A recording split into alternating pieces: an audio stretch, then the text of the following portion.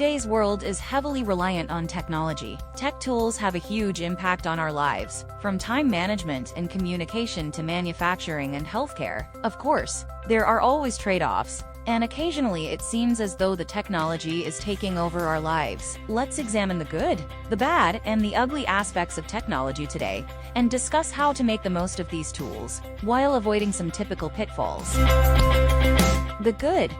Let's begin with the advantages that technology provides for us. We are undeniably more connected than ever, which means that the majority of our family, friends, coworkers, and loved ones are only a text, call, email, or video chat away. Take a moment to admire this. Even if being apart for whatever reason can be challenging, we can still communicate in real time with the people that matter the most. That also implies that we don't have to give up a lot of our habits. Regardless of what else is happening in the outside world, we can continue working, chatting, attending school, shopping, visiting doctors or therapists, playing games, and getting up to date on current events, thanks to technology. With Google's product suite, for example, you can write, prepare, present, calculate, collaborate, remember, and share all from one platform, making it even easier for us to do so. Today's resources enable effortless learning, sharing, and creation in a truly global setting. Through the use of technology, students can view lectures, take part in discussion groups,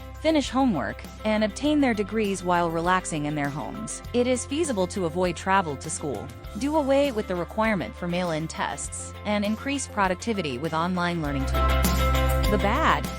Although technology has many wonderful advantages, there is such a thing as too much of a good thing. Due to our hyperconnectivity, we could find it challenging to unplug or make time for relaxation. As a result, it may be more difficult to completely unwind when we need to rest, which may contribute to feelings of tension or tiredness. How do you know when to quit if you might always working, learning, or catching up? Giving ourselves the time and space our mental health deserves requires setting boundaries and fostering mindfulness. It's also crucial to be mindful of any potential physical repercussions of connectivity that is available around the clock. Spending a lot of time in front of screens or on our devices can cause symptoms including eye strain, hand or wrist pain, and lack of sleep. Give your body a rest and invest in your long-term health, because overuse ailments like text neck, BlackBerry thumb, and others are on the rise, especially if you spend a lot of time using screens for work, play, or education. Even while it may seem like a sedentary pastime, attending school in a digital setting might worsen these trends, putting children at more risk for physical harm. Look for ways to make the most of your study time, so you can make the most of your screen time. You can stay away from spending an excessive amount of time online by making use of a variety of student support services. The ugly.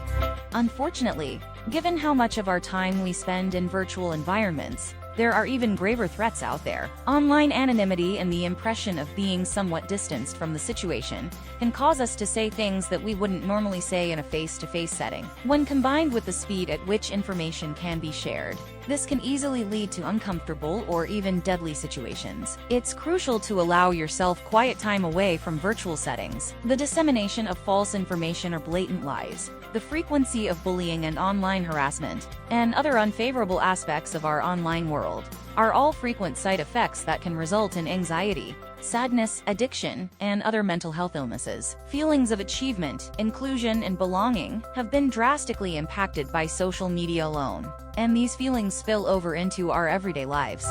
The balance. Everything is in moderation, as they say. You don't have to delete your accounts or toss your computer out the window in order to have a good relationship with technology.